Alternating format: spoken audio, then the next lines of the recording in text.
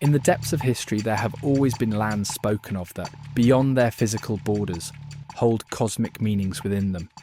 A place that is not only a battleground for humans, but also a realm for gods and celestial forces. A sacred land. A place sought after by heroes, mystics, and even kings to immortalize their names. A place mentioned in legends as the origin of creation and the connection point between earth and sky. The eternal light first shone from this land to mark the beginning of creation, and perhaps it was a domain for ancient extraterrestrials or supernatural forces to observe the world of humans.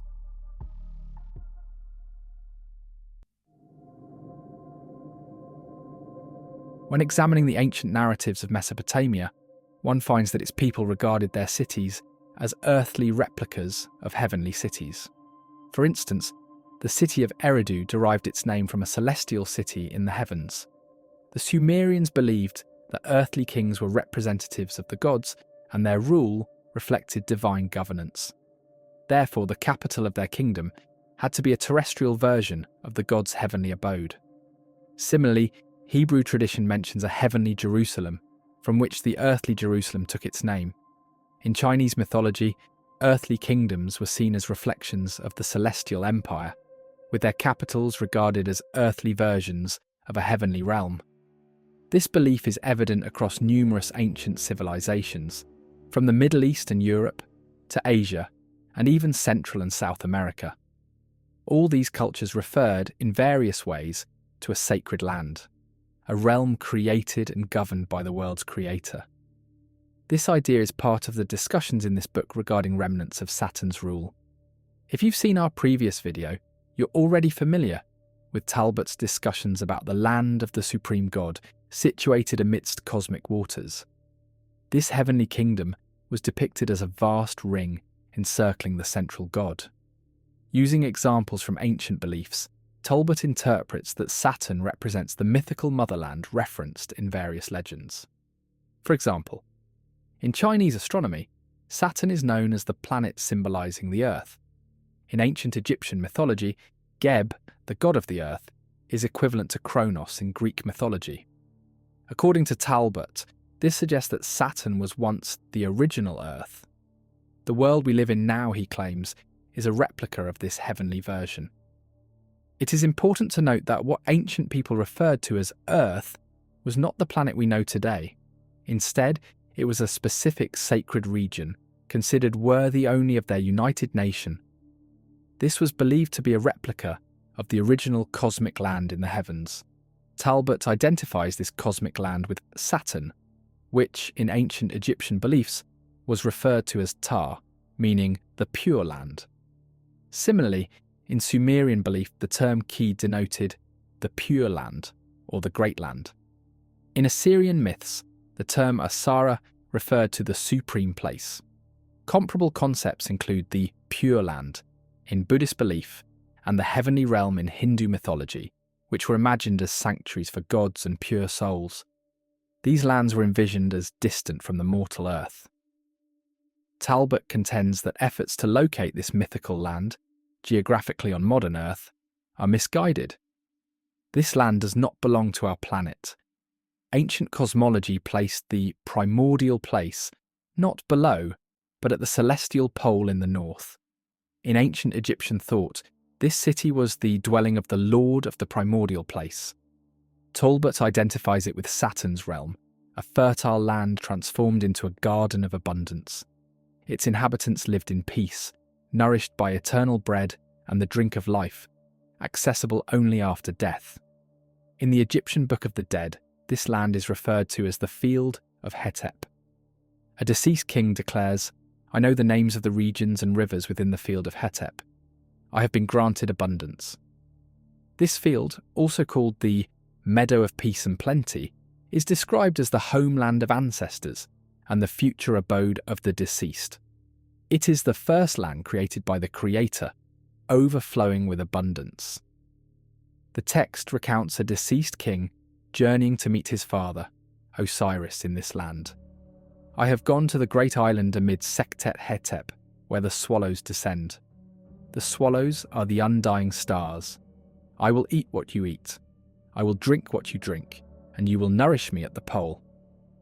Talbott analyses this passage, explaining that the term refers to abundance or offerings of food. The field of Hetep thus becomes the field of plenty.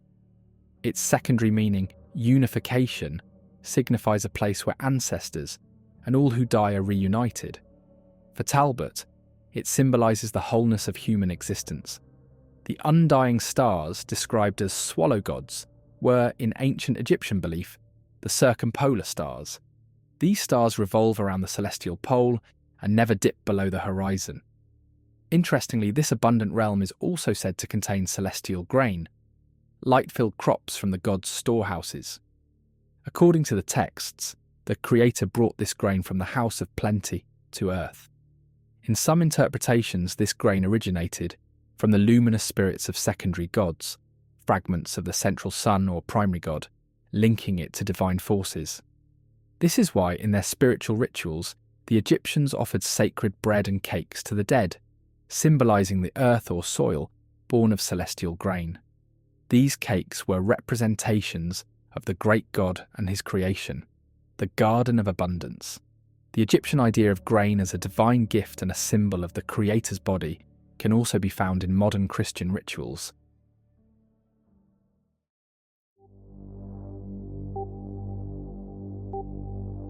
Previously, we discussed Aten, the Egyptian god who Talbott believes was the original sun god and a symbol of Saturn, though later misattributed to Ra, the current sun god.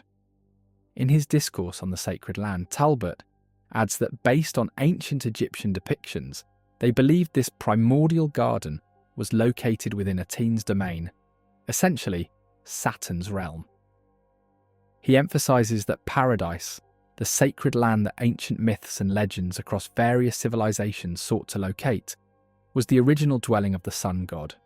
It was the place from which the first light of the stationary sun shone. From Egyptian mythology to the beliefs of the Mesopotamians, Hindus, and Persians, it is described as the land where the sun rises.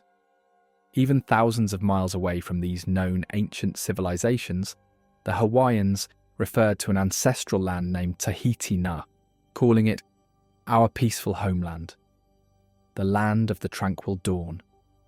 The connection of this sacred land to the sun bears a striking resemblance to Var-e-Jamkard in Persian mythology. This mythical place, constructed by Jamshid, who Talbott equates with Saturn in the myths of various ancient civilizations, was designed to protect his people during an era of extreme cold. Jamshid, a mythical Persian king associated with the sun, is regarded as the first king of Persia. After the cold period ended, he and his people, the Persians, emerged from Var-e-Jamkard and migrated southward, indicating that this mythical city was located in the north, aligning with Talbott's interpretations of Saturn being related to the north.